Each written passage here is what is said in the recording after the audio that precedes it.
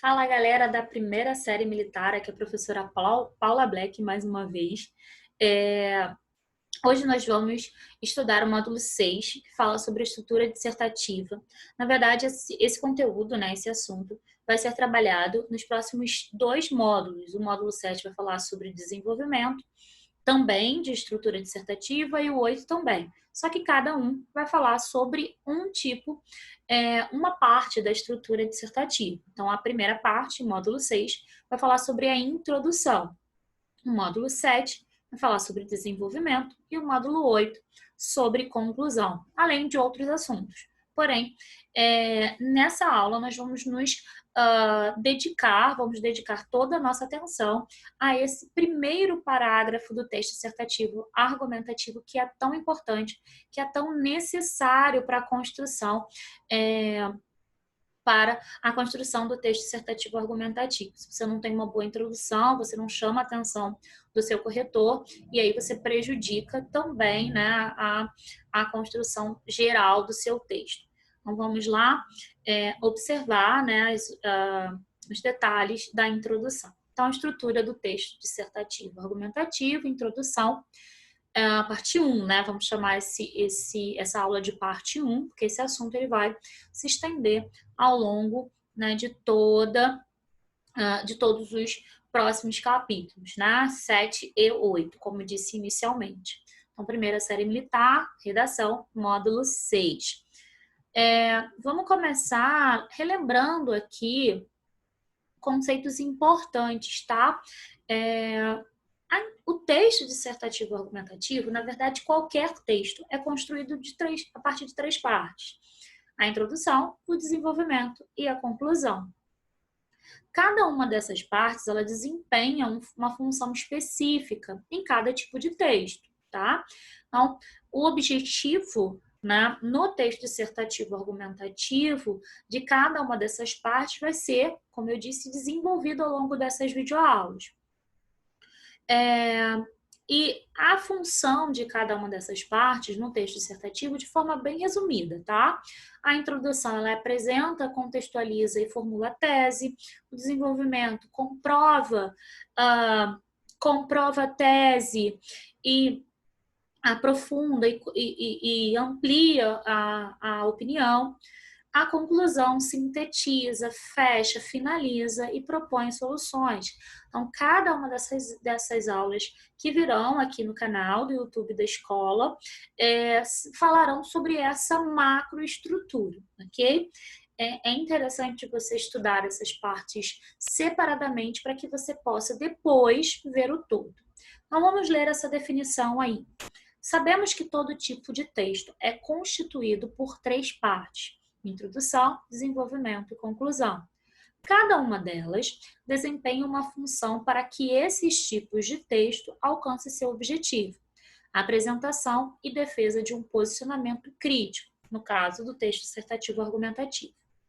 É de nosso conhecimento também o quão complexo é fundamentar nossa opinião. Então, para que isso seja alcançado, um dos nossos cuidados deve ser apresentar um ponto de vista de forma clara. E aí, o finalzinho dessa definição, a gente está falando especificamente do texto dissertativo argumentativo. E já dá um spoiler sobre o parágrafo que nós vamos falar.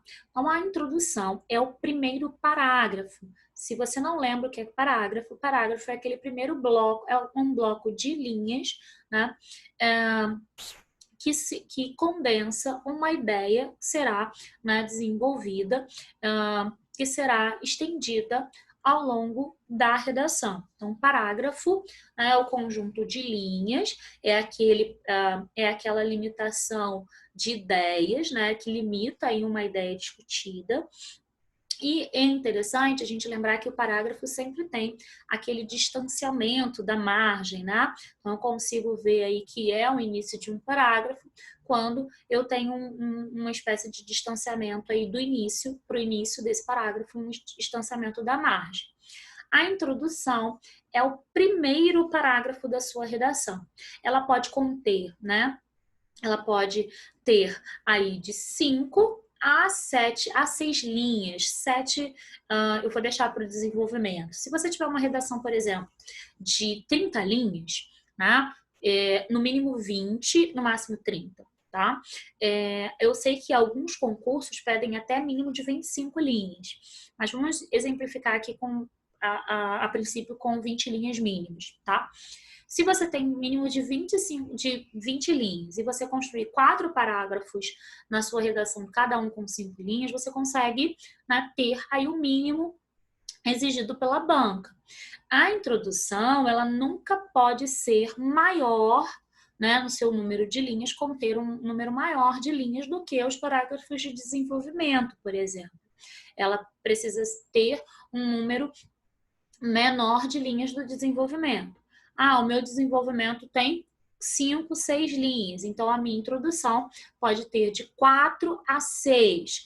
Meu conselho é que você sempre mantenha a sua introdução entre 5 e 6 linhas. Esse tipo de parágrafo, né, essa quantidade de linhas é suficiente para você fazer aí o que é necessário nesse parágrafo.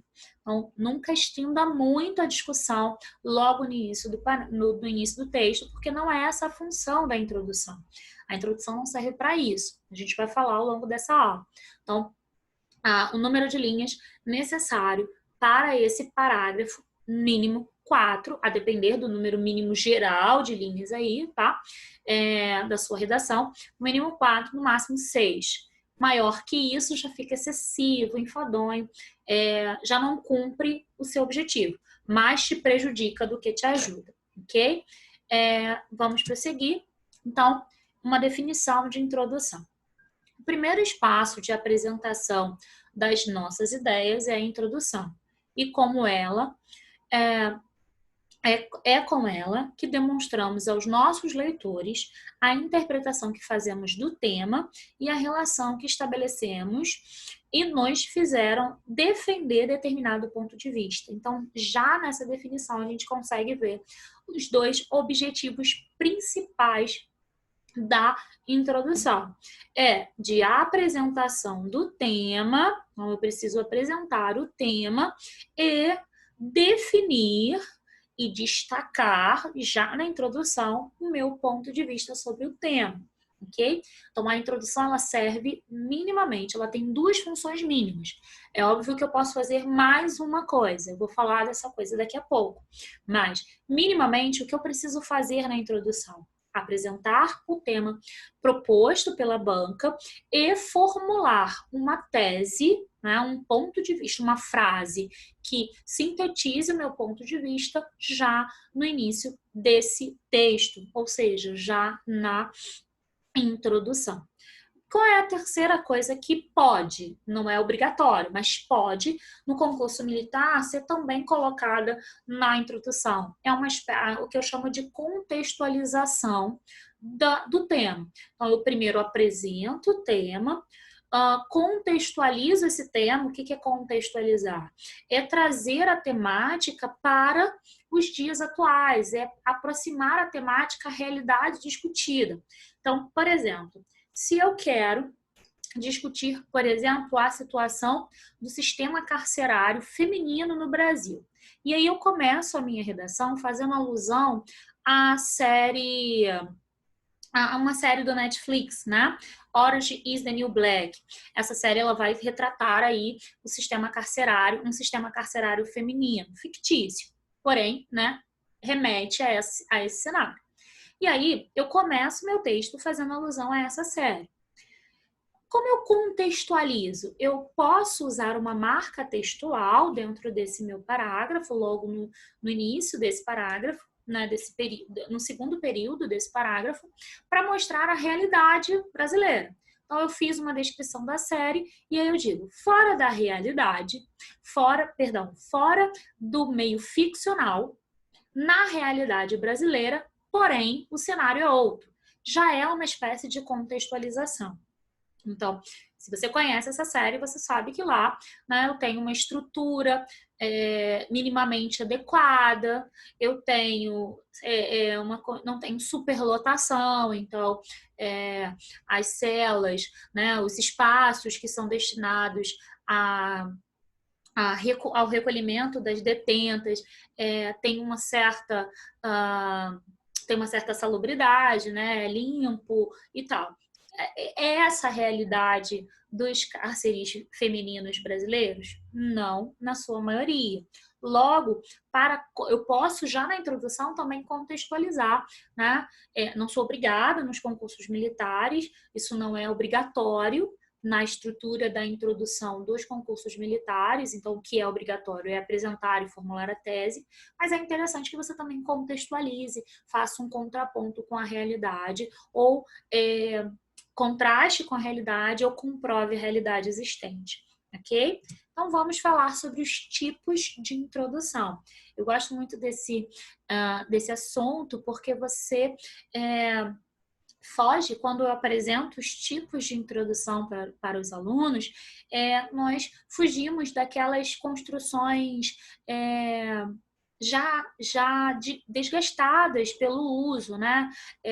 Não há uma palavra-chave para começar o texto.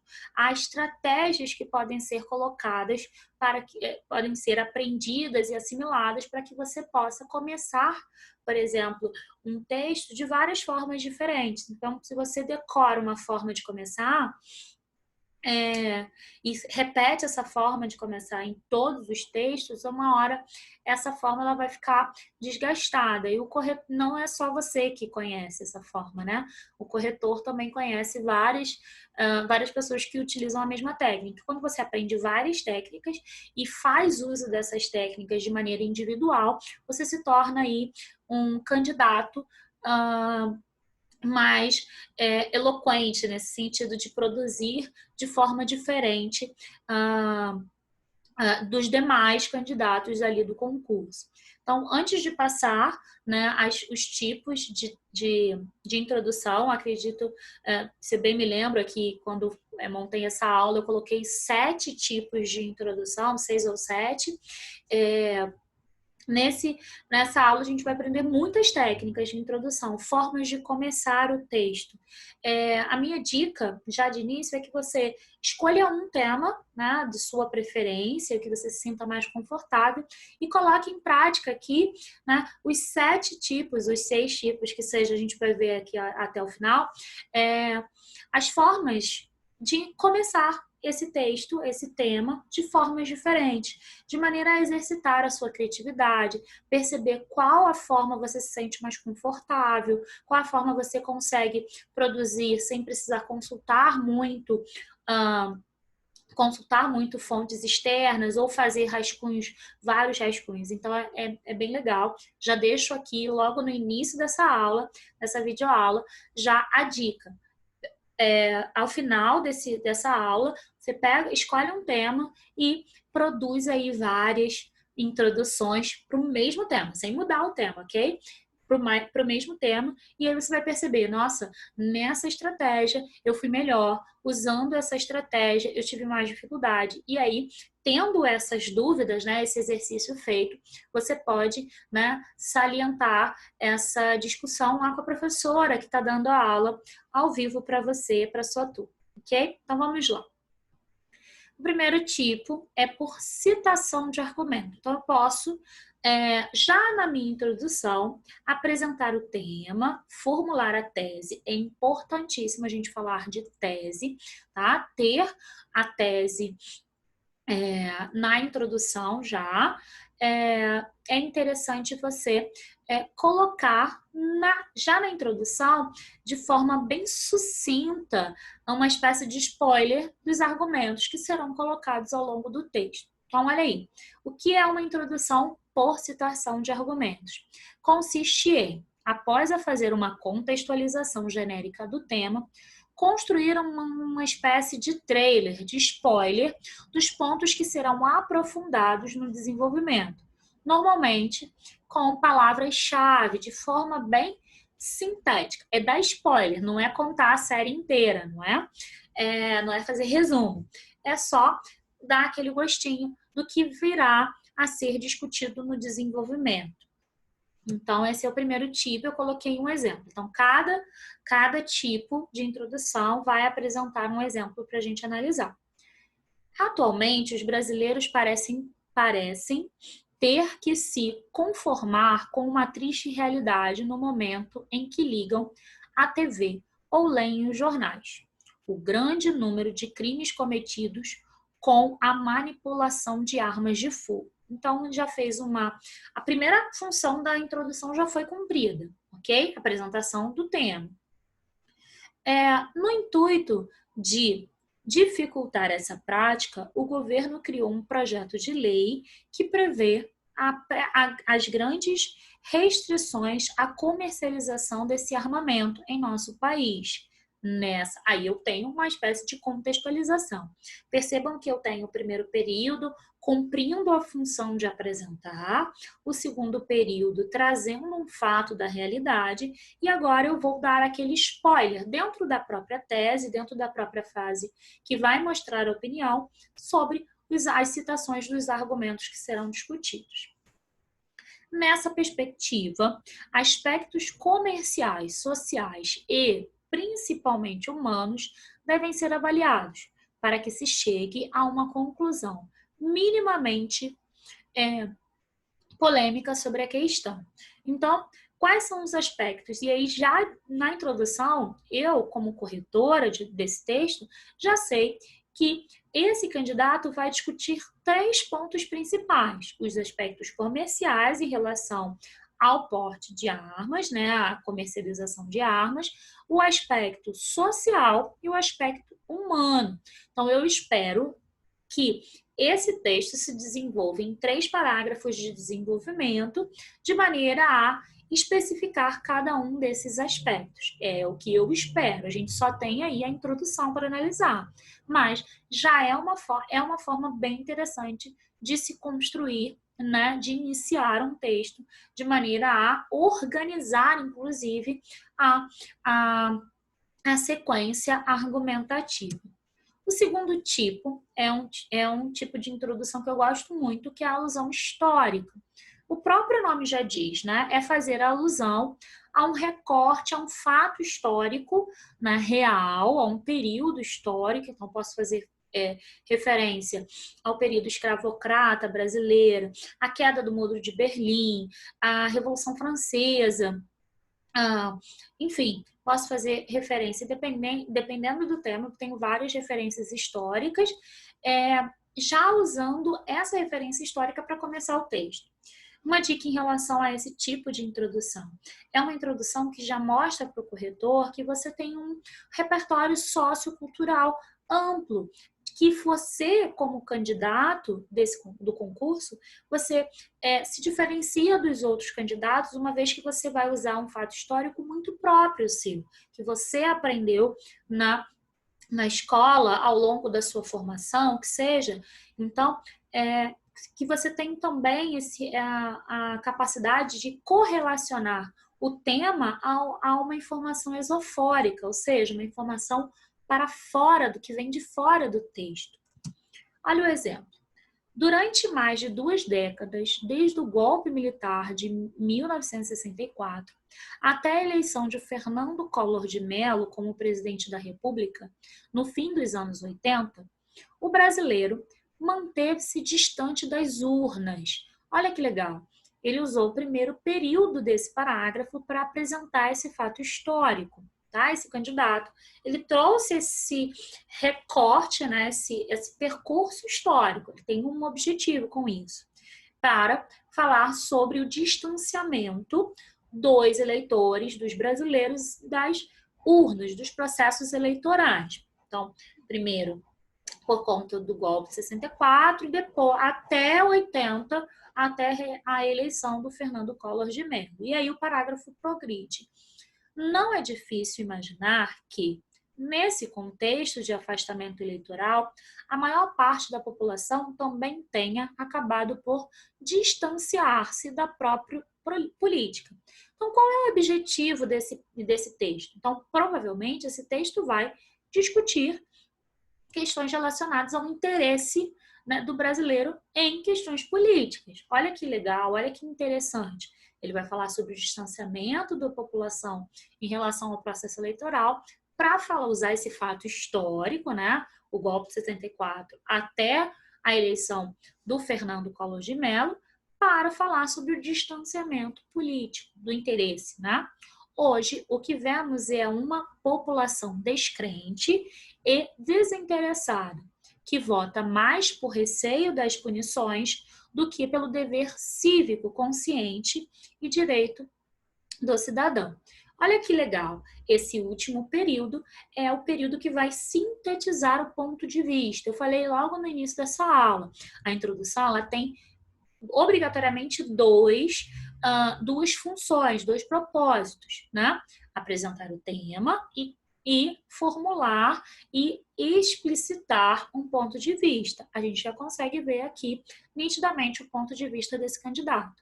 Percebam que eu estou apresentando exemplos para vocês de introduções que fogem àqueles clichês, né, introdutórios. Muito tem se discutido sobre, né, que começam com essas frases, já frases prontas. Então, é bem legal você se atentar a essas técnicas, ok? Então, essa introdução foi uma introdução histórica, contextualizou com o presente e formulou uma tese ao final. O terceiro tipo de introdução é a introdução por flashes. Eu dou esse nome porque é como se você começasse a introdução colocando várias sequências, né? Normalmente 3, no máximo 3, 4 já é excessivo, 2 é pouco, mas de frases curtas que remetem aos flashes fotográficos, como se você colocasse uma ao lado da outra essas frases curtas, essas frases nominais, sem verbos, como se fossem fotografias que constituem aí uma sequência de ideias, tá? Então, vamos lá. Primeira frase. Crise econômica. Então, não me explicou nada, não me deixou muito... Só me deixou intrigada. Crise política. Crise ambiental. Crise de valores. Percebam que a repetição da palavra crise, ela é proposital, não constitui aí um erro de escrita. Ela foi colocada de maneira excessiva, né, para trazer ênfase, até mesmo crise de energia. Então, eu tenho aí uma sequência de frases nominais, eu tenho aí 1, 2, 3, 4, 5 frases nominais. Eu acho excessivo, mas foi bem eficiente. Infelizmente, é nesse contexto de crise em que vive o brasileiro contemporâneo. Olha a contextualização, uma espécie de explicação dessas frases nominais. Esse tipo de introdução é uma introdução muito criativa. Porém, se você só coloca essas frases nominais e não explica essas frases, você tem um prejuízo. Para lidar com essa situação, diversas medidas são ou deveriam ser tomadas, desde o investimento em educação, passando pelo combate aos corruptos, até a atenção à floresta amazônica. Somente desse modo que se pode evitar a saída derradeira à porta do avião. Então, eu tenho aí, a discussão vai ser colocada em relação às crises na população brasileira. Percebam que eu tenho a construção em flashes, em frases nominais que iniciam o meu parágrafo. Por dados estatísticos também, lembrando que esses exemplos também estão na sua apostila, é interessante você já marcar e grifar essas estratégias. Você também pode começar o seu texto já colocando dados estatísticos, ok? Mas cuidado para não ficar excessivo e não repetir essa estratégia ao longo da argumentação também. Então, de forma bem sucinta, o parágrafo começa da seguinte forma. Segundo o Ministério da Educação, cerca de 70% dos brasileiros enquadra-se com maior ou menor grau de intensidade em uma das maiores problemas educacionais do nosso país, o analfabetismo funcional. Então, já apresentou para mim, a partir de usando um dado estatístico, o tema que será trabalhado ao longo da redação, o analfabetismo funcional. Essa disfunção ocorre quando a pessoa lê e escreve, mas não é capaz de entender aquilo que foi lido. Então, dá uma pequena contextualização em relação a esse termo mencionado. Sem dúvida, tal malefício traz diversos prejuízos ao indivíduo e à sociedade, devendo ser combatido em sua raiz mais profunda, a educação de base. E aí eu tenho, por fim, a tese, lembrando que a introdução, minimamente, ela precisa apresentar o tema, contextualizar e formular a tese ao final, o ponto de vista, deixar explícito o ponto de vista. Uma introdução por sugestão. O que é isso? Consiste em fazer alusão cultural, citações alegóricas, comparações, por exemplo, a fim de chamar a atenção do leitor para a importância da questão. Essa introdução por sugestão pode ser também a introdução que faz referência, por exemplo, à cultura pop, a série, filmes, desenhos, ou a citações de filósofos, tá? Tem sido muito frequente o uso de referências a séries e a filmes para introduzir o tema em questão, o tema proposto pela banca. E aí, o exemplo que eu trago é um exemplo que faz uma citação de Aristóteles. Segundo o filósofo grego Aristóteles, a lei é a razão livre da paixão. E aí ele começa a apresentação desse tema, já dá uma ideia do que será tratado em relação ao tema. E aí contextualiza. A julgar pelo panorama atual, esse precioso ensinamento vem sendo constantemente desvirtuado. Para muitos, a paixão, como sinônimo de interesse, de desejos pessoais, revela-se elemento inerente à observação de uma lei. O que é pior, pode ser o contexto necessário para que esta não seja sequer cumprida. E aí, ele usa a citação, o candidato usa a citação para abrir caminho para a construção da sua tese. Então, eu tenho aí uma introdução por sugestão. Nesse caso, uma sugestão, uma utilização de uma citação. Por conceituação, também chamado introdução por definição. O próprio nome já diz, né? Você pega uma palavra e essa palavra você vai definir, vai fazer tipo um verbete de dicionário mesmo. Utilizar uma definição, ok? Tá aí. Em sua etimologia, e aí eu vou definir a palavra educar. Educar significa elevar, conduzir a um patamar superior. Comecei o texto definindo a palavra educação. Vou educar, e vou contextualizar. No contexto contemporâneo, a condução do indivíduo a um plano mais elevado depende de diversos elementos, seja a escola, seja o meio social, seja a índole de cada um, contextualizou. No entanto, tudo indica que um fator é mais essencial do que todos os outros, a presença da família. Qual é a opinião? Qual é a tese?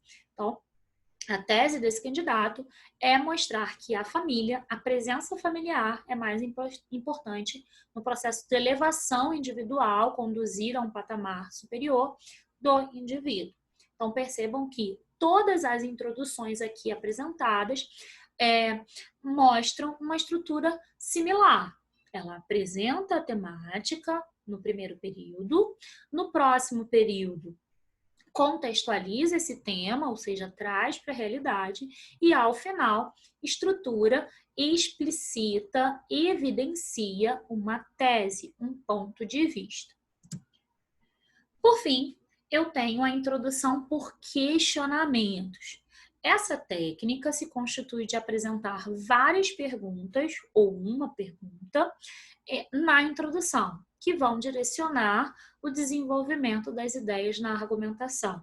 Eu faço uma ressalva sobre esse tipo de introdução, que é uma introdução um pouco perigosa. Se você colocar uma pergunta no primeiro parágrafo do texto e não conseguir responder essa pergunta ao longo do texto, você vai ter graves problemas de coerência, principalmente na coerência e na progressão argumentativa.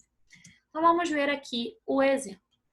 Muito se discute sobre a existência de uma identidade cultural do brasileiro.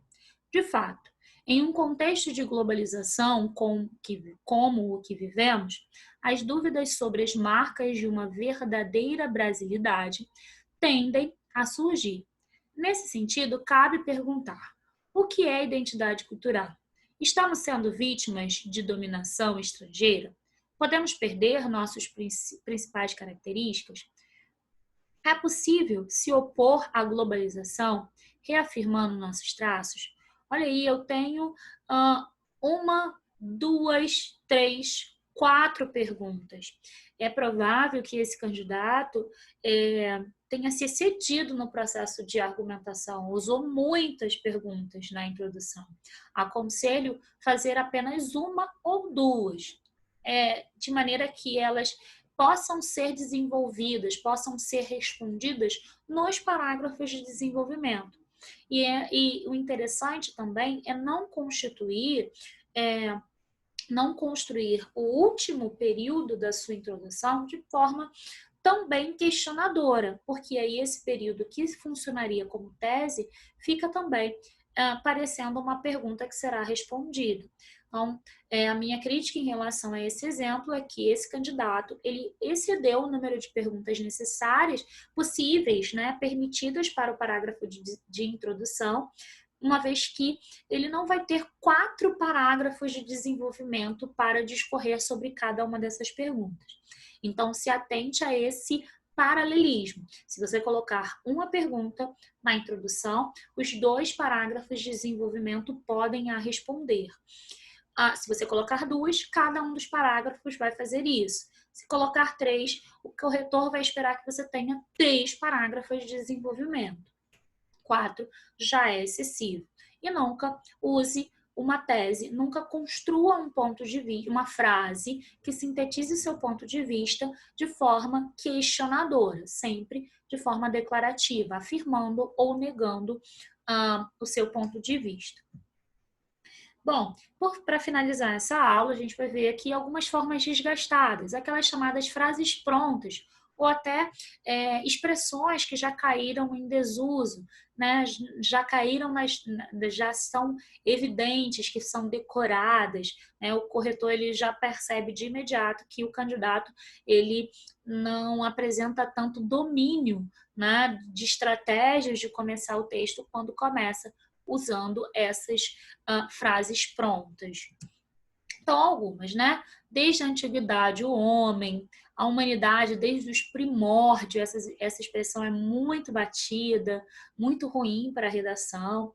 Muito se discute sobre, o nosso último exemplo começa dessa forma. Na atualidade ou atualmente, na antiguidade, antigamente. Todos sabem que essa generalização. Então, esses são alguns exemplos de formas desgastadas para iniciar o parágrafo de introdução. Como eu disse no início dessa aula, não existe uma frase pronta, não existe uma palavra mágica que vai startar aí o seu cérebro para você começar. Existe prática de estratégias de introdução. Então, nós vimos aqui 7 estratégias de começar um texto. Meu conselho, já dei esse conselho lá no início da aula, então eu faço, reforço aqui o conselho. Pegue essas 7 estratégias, escolha um tema, um mesmo tema para todos eles e comece uma redação, Comece a redação de 7 formas diferentes para praticar e para observar qual estratégia cabe mais aí com o seu estilo de escrita, com o seu repertório sociocultural, ok? Então, a gente fica por aqui na aula de hoje. Ok? Eu espero que tenha ajudado. Se você ficou com alguma dúvida, mais alguma dúvida, tire nas aulas ao vivo da sua turma. Até a próxima. Tchau, tchau.